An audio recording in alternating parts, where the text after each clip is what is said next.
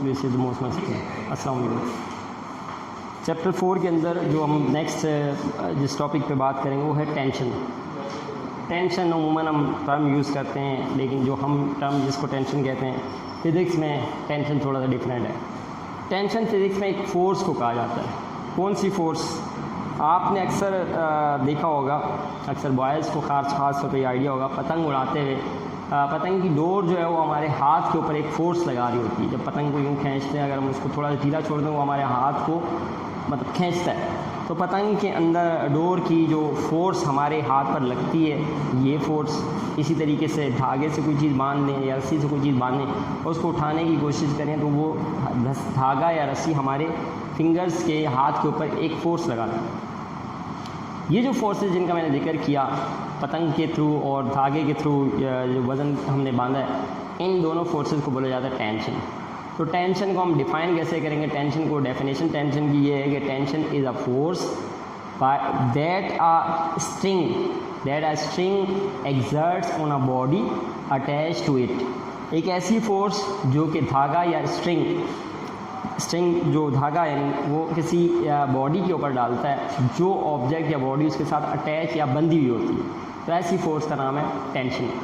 Tension क्योंकि एक force है, टेंशन को हम अमूमन सिंबल कैपिटल टी से शो करते हैं। ये एक फ़ोर्स है, ये याद रखिए, एक फ़ोर्स है। क्योंकि ये फ़ोर्स है इसलिए टेंशन को हम टेंशन का एस आई यूनिट बोलें तो वो सेम एस आई यूनिट इसका वही है जो फोर्स का यूनिट है। फोर्स का यूनिट जो पहले डिस्कस हो चुका, न्यूटन जिसको हम इन शॉर्ट सिर्फ और सिर्फ कैपिटल एन भी लिखते हैं, ये टेंशन का ऐसा यूनिट है। तो टेंशन की डेफिनेशन सिंबल इसका टी है और इसको ऐसा यूनिट इसका न्यूटन है। ये बात आप इसके बारे में जानना काफ़ी है। इसके बाद बात करते हैं फोर्स के बारे में हम पहले बात कर चुके। अब फोर्सेस अनबैलेंस्ड और बैलेंस्ड फोर्सेस कौन सी फोर्सेस होते हैं उनकी बात करते हैं। देखिए फोर्सेस के बारे में, फोर्स की डेफिनेशन मैं पहले आपको बता चुका, थोड़ी सी मैं आपके सामने एक बार रिपीट करता हूँ, उसके बाद हम बात करेंगे बैलेंस्ड अनबैलेंस्ड फोर्सेस पर। तो फोर्स का मैंने आपको जो डेफिनेशन बताई थी वो ये बताई थी कि force is an agent that can change और produce motion in a body और stops motion of a body. यानी एक ऐसी फोर्स है, एजेंट है, एक ऐसी चीज़ है, एक ऐसा आमिल है जो किसी बॉडी की मोशन को स्टार्ट कर सकता है या स्टॉप कर सकता है। या दूसरी ज़बान में उसको यूँ बोल सकते हैं कि फोर्स इज़ पुश और pull exerted by one body on another body. एक ऐसी पुश या पुल जो कि एक बॉडी दूसरी बॉडी पर डालती है। तो ये भी फोर्स की डेफिनेशन है। अब फोर्स के अंदर आता है बैलेंस फोर्सेस क्या हैं और अनबैलेंस फोर्सेस क्या हैं, उसकी बात करते हैं। देखें सबसे पहले हम बात करते हैं balanced forces.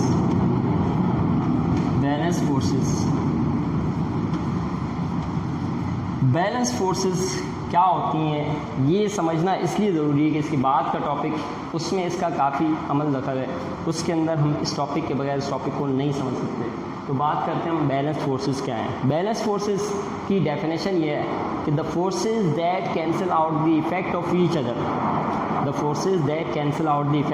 Other are called balance forces. ऐसी फोर्सेस जो एक दूसरे के असर को ख़त्म कर दें, ऐसी फोर्सेस को हम बोलते हैं बैलेंस फोर्सेस।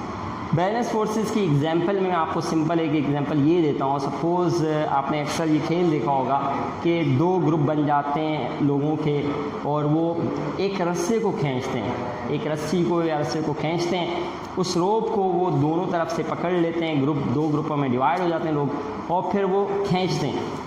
इन केस के वो रस्सी को कोई भी नहीं खींच सके और दोनों बराबर रह जाएं, दोनों को सेम हम बोलें, तो इस केस में वो जो दोनों फोर्सेस लगा रहे हैं उन दोनों ग्रुप की फोर्सेस आपस में एक दूसरे के इफेक्ट को ख़त्म कर देती हैं और फाइनली वो ऑब्जेक्ट रेस्ट में रहता है या उसके ऊपर असर इतना नहीं होता। तो ऐसी फोर्सेस को हम बोलते हैं बैलेंस फोर्सेस। दोनों अपोजिट डायरेक्शन में होती हैं बैलेंस फोर्सेस और एक दूसरे के असर को ख़त्म कर देती हैं। तो आपको मैं एक फिगर के थ्रू बताऊँगा। देखें सपोज़ हमारे पास ये एक बॉडी है, इस बॉडी पे दो फोर्सेस लग रही हैं। एक फोर्स का नाम हम रख देते हैं F1, एक फोर्स का नाम हम रख देते हैं F2। ये दोनों फोर्सेस इस बॉडी पे लग रही हैं। अब ये दोनों फोर्सेस एक दूसरे के असर को क्योंकि ख़त्म कर देती हैं, इसलिए हम इसको नेट फोर्स जब निकालेंगे, नेट फोर्स ये है कि इन दोनों का मजमुआ बोल लें या इन दोनों का हासिल, इन दोनों से क्या हासिल हुआ ये बोल लें। तो एफ नेट अगर हम निकालते हैं इन दोनों का सम अप तो वो क्या होगा, F1 माइनस F2, बड़ी में से छोटी फोर्स माइनस कर दें, लेकिन ये दोनों फोर्सेस तो बराबर हैं, क्योंकि ये दोनों फोर्सेस बराबर हैं एक दूसरे को असर को ख़त्म कर देंगे, F1 F2 बराबर हैं, फाइनली हमारे पास एफ नेट आ जाएगा 0।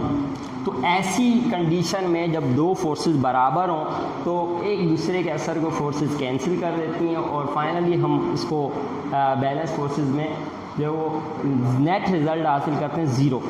तो एक तो कंडीशन ये है। दूसरी कंडीशन अनबैलेंस फोर्सेस की है, अनबैलेंस्ड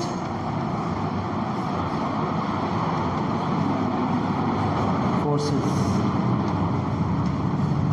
अनबैलेंस फोर्सेस क्या है, देखिए सपोज हमारे पास एक ऑब्जेक्ट है, एक बॉडी है, इसमें दो फोर्सेस लग रही हैं। दो फोर्सेस कैसी हैं, एक फोर्स सपोज उसका नाम है F1 और एक फोर्स जो दूसरी लग रही है इस बॉडी पर उसका नाम है F2।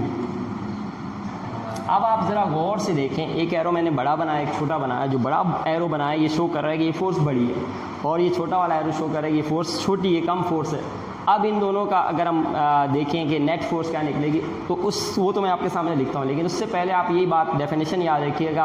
अनबैलेंस फोर्सेस को हम इस तरह से डिफाइन करते हैं कि the forces that do not cancel out the effect of each other are called unbalance forces. ऐसी फोर्सेस जो एक दूसरे के असर को ख़त्म नहीं करती इनको बोलते हैं अनबैलेंस फोर्स। मिसाल के तौर पर आप क्या करते हैं कि एक बॉडी या ऑब्जेक्ट को क्या करते हैं, खींच दो ग्रुप के बीच में मवाजना करवाते हैं या दो ग्रुप का दो लोगों का आप इसमें ताकत का मवाजना करते हैं। मिसाल के तौर पर एक चेयर है, उसको दो लोग खींचते हैं, वो शख्स जिसने चेयर को खींच लिया तो उसकी फोर्स ज़्यादा कहलाएगी। इस केस में ये कंडीशन कहलाती है दो फोर्सेस दो लग रही थी लेकिन नतीजतन जिसकी फोर्स ज़्यादा हुई बॉडी उसकी तरफ चली गई।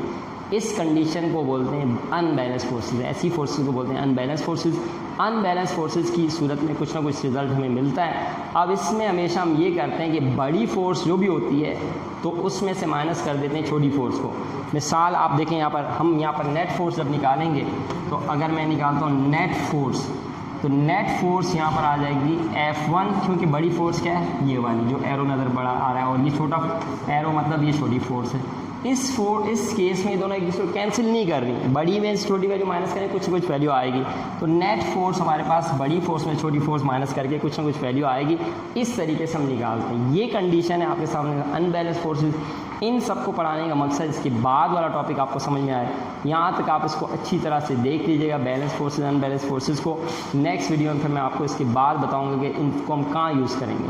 तो जब तक आप इसको पढ़ लें फिर मैं नेक्स्ट वीडियो में आपको बताऊँगा। अल्लाह हाफ़िज़।